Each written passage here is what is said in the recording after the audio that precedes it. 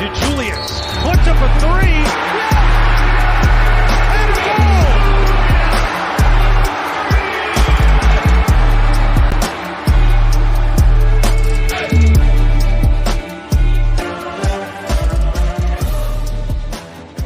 Time for another episode of Bearcat Blitz. Welcome in, everybody. I'm your host, Russ Heltman. He's my co-host. Joined right across the way with me, Neil Meyer. Both rocking some FC Cincinnati apparel today. Fitting, I guess, after the FC Cincinnati crew, I think, got their first MLS victory at home this season.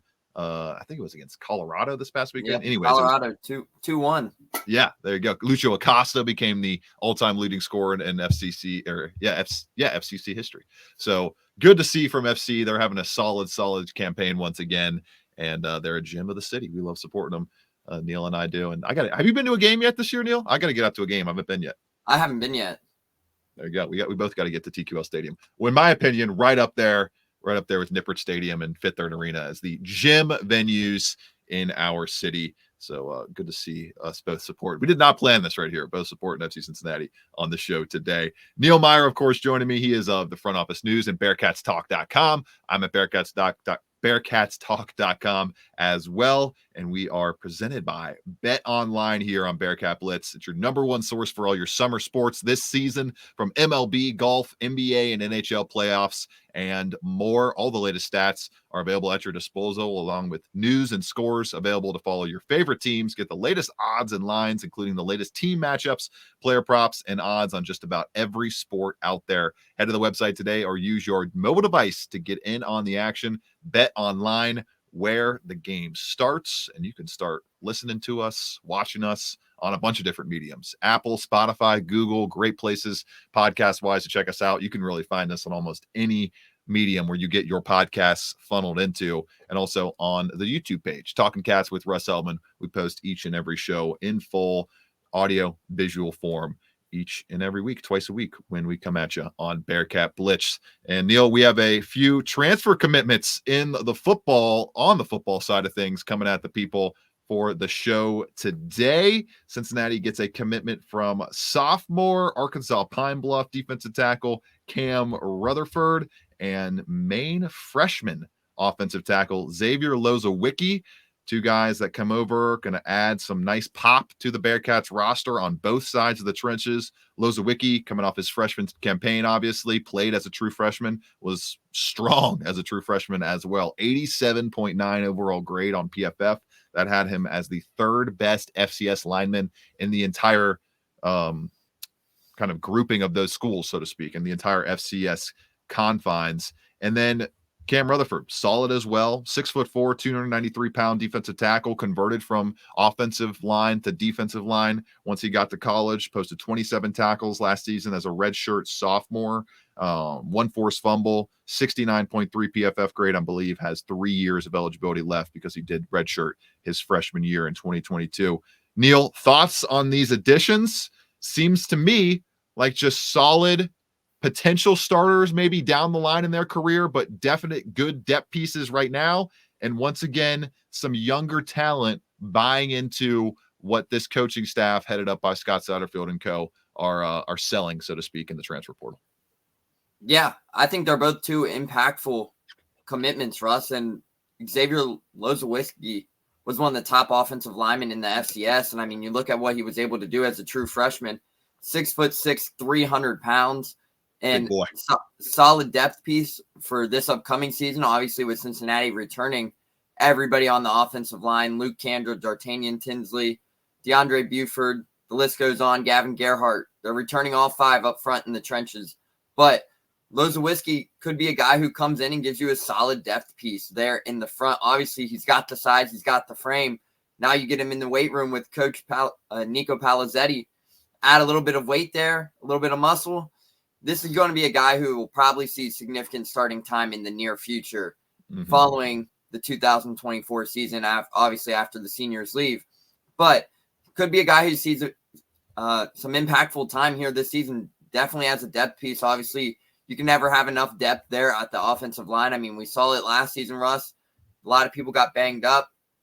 We saw it this spring. A couple guys were banged up as well. But overall, it's a great depth piece, in my opinion. And I mean, anytime you get a true freshman posting that kind of production rate that he posted in his lone season at Maine, it's definitely something that could really improve for this program in the near futures. And then Cam Rutherford, as you mentioned, Russ, this was a guy whose recruitment really started to take off a little bit as of late. I know Pittsburgh was in the mix. Virginia Tech was also in the mix, if I remember right.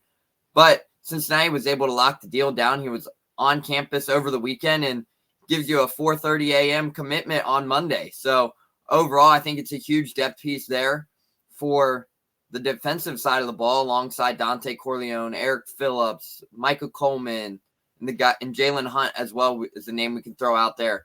Provides a great depth piece, but he also comes with 3 years of experience as well. He made the transition from the offensive side of the ball now to the defensive side of the ball, but he's got 3 years of eligibility left, and could be another one of those guys. You get him in the weight room with Coach Palazetti, beef him up a little bit. Could be a guy who sees significant time here in the near future for Scott Satterfield and the Bearcats. Yeah, Jalen Hunt, that name you mentioned, I saw him popping out a lot more this spring, Neil, than I had in practices last year and last spring. So transfer from Michigan State last year, maybe he can really start to affirm and cement an impact role along that defensive line. Another name that I think people might have forgotten about a little bit, but good experience, as Power 5 experience, and can maybe help Cam Rutherford make that transition as a transfer. Looking at Xavier Lozowicki, Neil, I think he could possibly get in the field very quickly. Like you mentioned, he could possibly overtake DeAndre Buford for that right tackle spot. Now, he does not have any experience in college in his 1 year playing right tackle. 241 total snaps along the offensive line last year, 63 at left guard, according to PFF, 160 at left tackle, and 18 at right guard. Only played right guard in 1 week, week 7, and mostly lined up for the majority of his time in the middle of the season along that offensive line. So interesting to see how they gauge him. And that's a name, Neil, that I'm sure you and I are going to be very focused on once that fall camp starts up over at Higher Ground, just seeing where Lozowicki fits in, how much pressure is he putting on DeAndre Buford, if any at all, having to play a brand new position at that if he were to go to right tackle. So Lozowicki, a nice name to look out for. And Rutherford, a guy I think should slot into that defensive line rotation and be strong at that. When you think about that entire unit being led by a All-American who is going back to his All-American roots in terms of play style, and Dante Corleone, he mentioned right at the beginning of spring how they are kind of unleashing him in a similar fashion to the way he was used in 2022 when he was an even more impactful pass rusher from the interior D-line position. So some good stuff to be excited about right there. Before we close out shop on football, though, Neil, we had one more note come across the line right before we recorded this week in terms of transfer portal news and offer.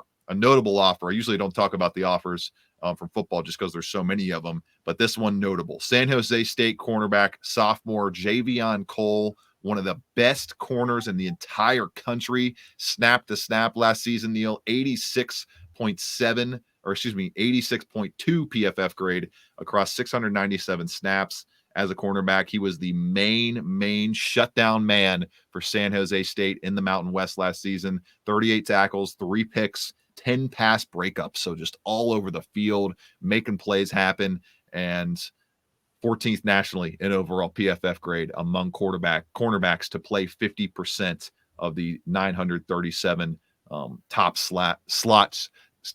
snap threshold. A lot of S words right there. So he did it across a full season, Neil, with heavy workload in a decent conference at that. I would say the Mountain West, they're probably the 7th best conference. Would you say so? Right there, right behind the AAC. So I think it's not necessarily, you're not getting the 14th best cornerback in the country if you get Javion Cole necessarily, because it's going to be a little bit more difficult guarding Big 12 teams, but a notable offer at that, and a guy that is very highly coveted after going from Cal Poly in 22 to San Jose State in 23, just lighting it up there and looking to parlay that into another bigger home in 2024. Yeah, absolutely. And it's a big time target. Obviously standing 5'10", 185 pounds, but you look at the stats, Russ, 38 tackles a season ago, but 10 pass breakups. Look at the rate there. The 10 pass breakups, people, that is hard to do. That's almost crazy. 1 PBU a game. That's very difficult. that is very difficult, and it shows that his ability at that cornerback position. But obviously, it's another guy that they are targeting that is extremely young, still a sophomore. I believe he'll be a junior this upcoming season. He was a sophomore last season, but still has plenty of time left in terms of college eligibility. So could be someone that they target pretty heavily here in the final stretch of the transfer portal. Going to be interesting if they can get one more addition to that secondary room. Obviously, Derek Canteen was kind of the headlining cornerback that they added, but Canteen kind of flashed all over the secondary in spring ball, and obviously still chances for that depth chart to take some flux. They did not announce any starters throughout the spring. They just had those pod systems going that the coaching staff called, as opposed to actual starters. They were mixing up the vets with the young guys, just all over the place, getting a full mixture look at that defense especially. So we'll see what they come up with as this transfer portal closes for football on May 1st, correct, Neil? And May 2nd for basketball. So they got to be in by then. There's no more, actually, this changed just last week. Even graduate transfers have to be in the portal by those dates in those respective sports, or they cannot transfer until the next window opens up following, right? It's not until December the next window will open up. So big couple of days here in the transfer portal front.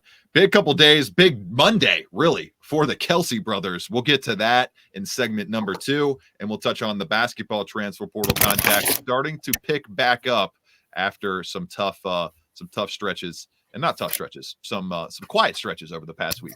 Already here on Bearcat Blitz.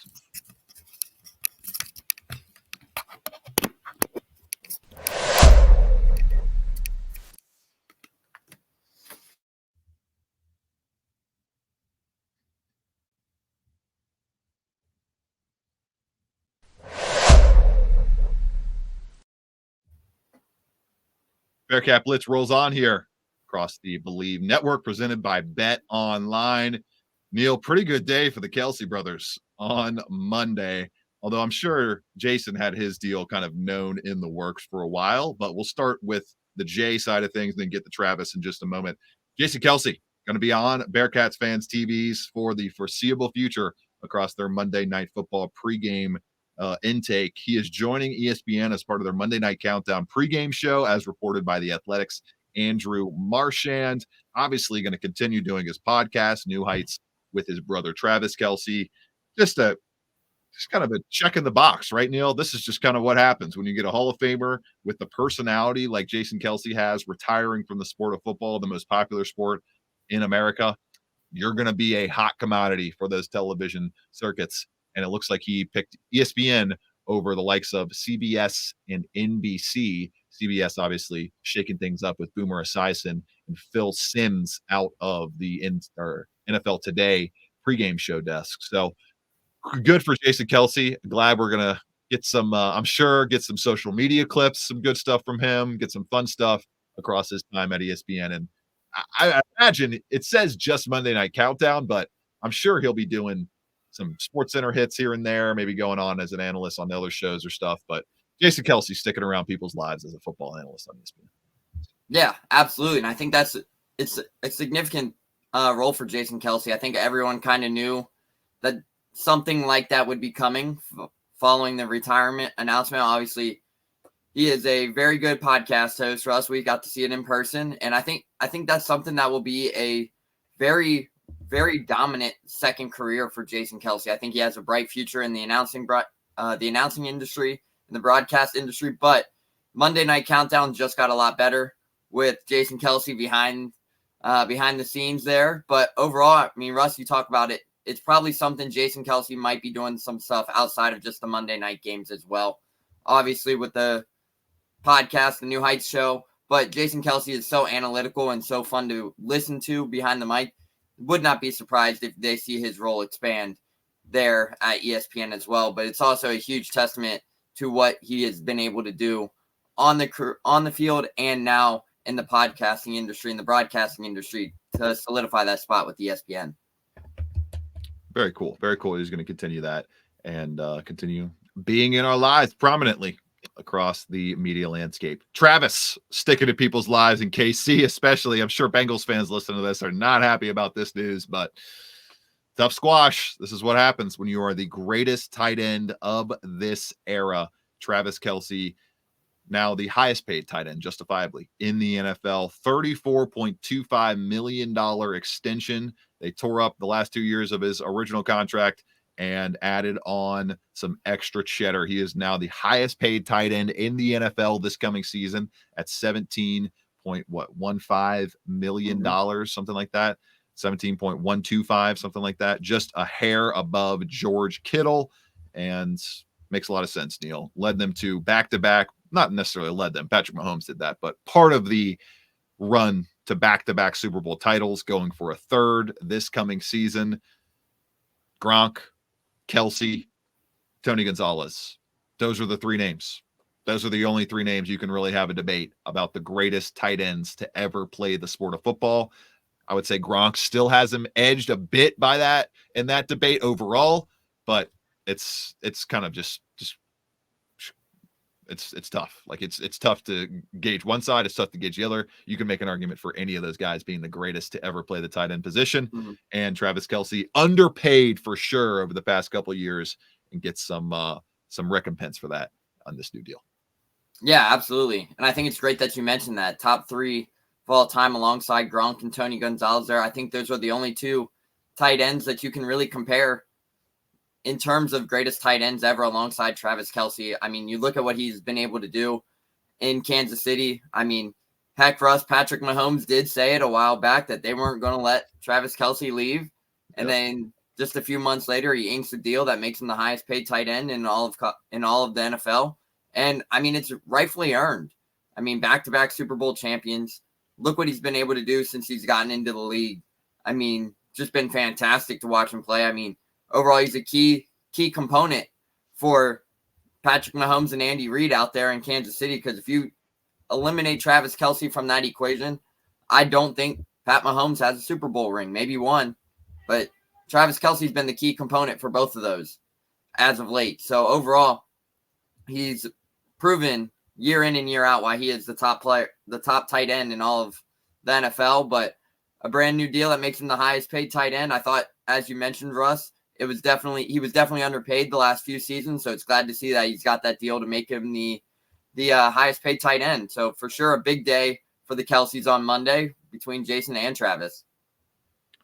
6-time or 4-time All-Pro player, 9-time Pro Bowler, 3-time Super Bowl champion, part of the 2010s Hall of Fame team. And I mean, 11,328 yards, 74 touchdowns, 12.4 yards per catch, 907 catches, just prolific production every single year from Travis Kelce, who is going to be a first ballot Hall of Famer, no doubt about it. And likely right alongside Jason and Travis going to be first ballot Hall of Fame brothers. I think that's going to be a first in NFL history. I'm pretty sure that's never happened before, let alone, I'm pretty sure no Hall of Fame brothers have ever happened, let alone first ballot, which is almost a lock, pretty much a lock for both of them. What is a lock for sure? Talking about the transfer portal in the next segment on the basketball side of things. Contact picking back up as we await the commitment of Sean Stewart, who, according to his father, going to drop that around May 6th. So still about a week out from that as we record this show. All that coming up on Bearcat Blitz, presented by Bet Online.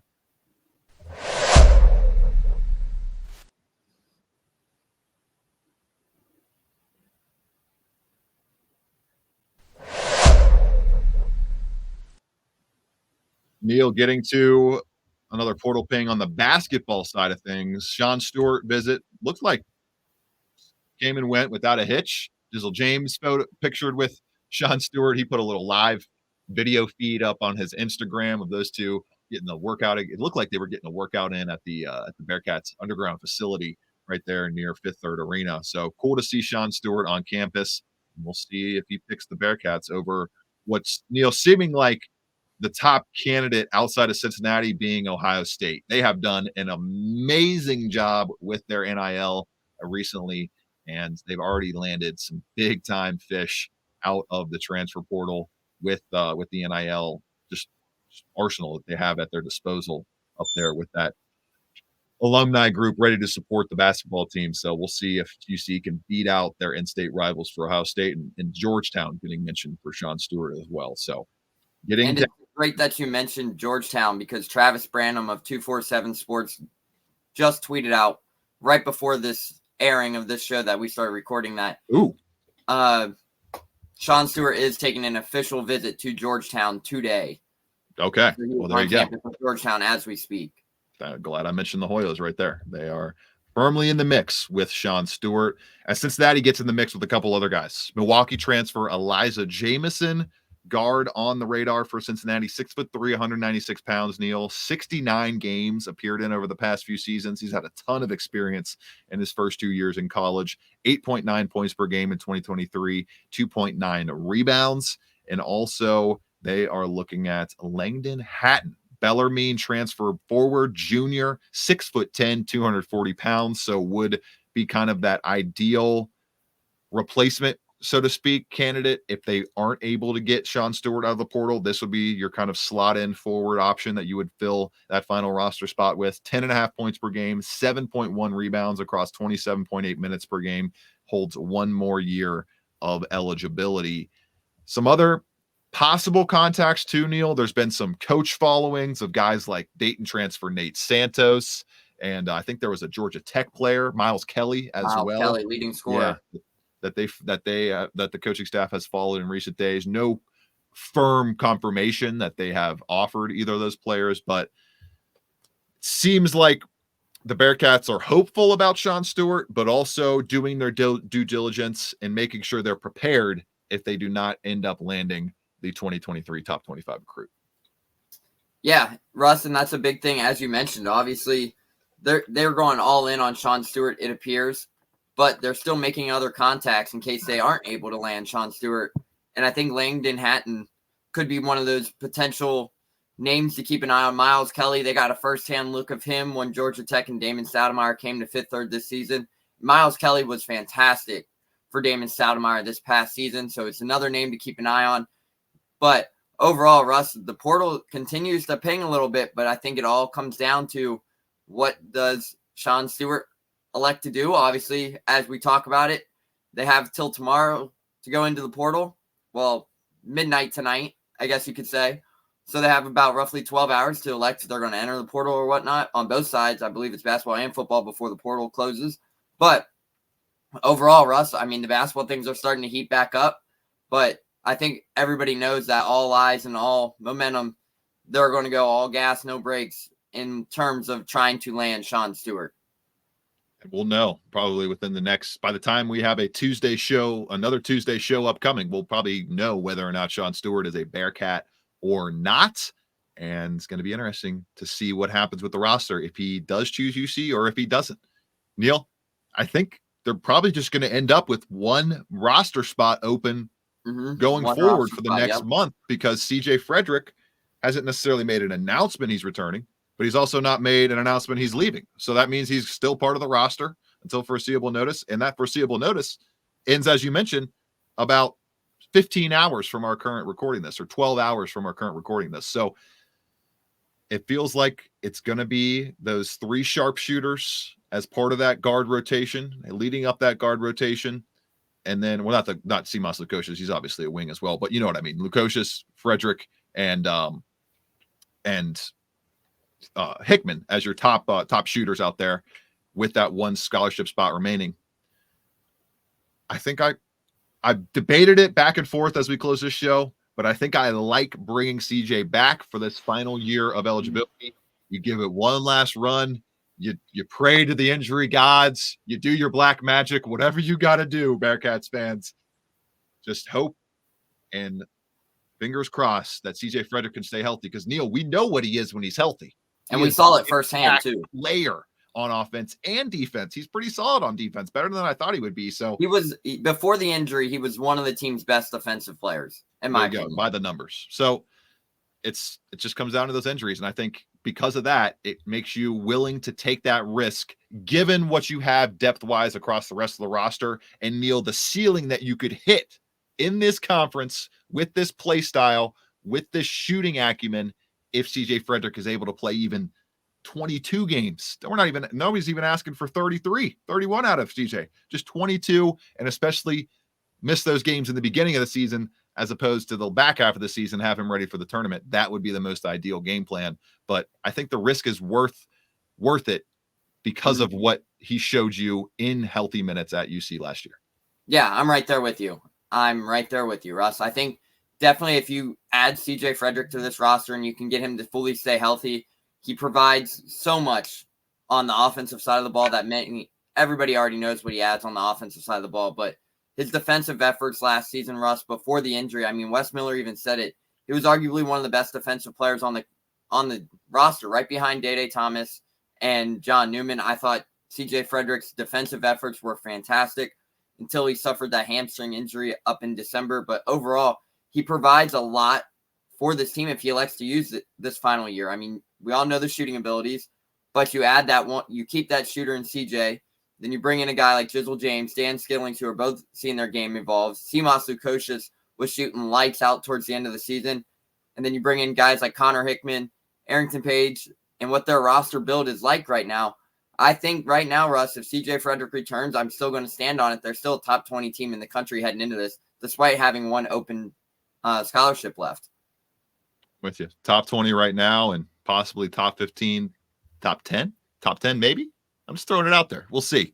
It all depends on what happens with that final roster spot in terms of those nitpicking early preseason rankings. But all in all, as we close this show, it feels like Bearcats basketball is back. Bearcats basketball is here to stay in the national conscience as long as Wes Miller and his crew are around and they're ready to make some noise in 24-25, ready to end that NCAA tournament drought and get back to national prominence, which is where this national championship, multinational championship level program has been before. For Neil Meyer, I'm Russ Heltman. This has been Bearcat Blitz on the Believe Network, presented by Bet Online. This is the second. 15 seconds left. Shot clock off. 4-point game. DeJulius puts up a three.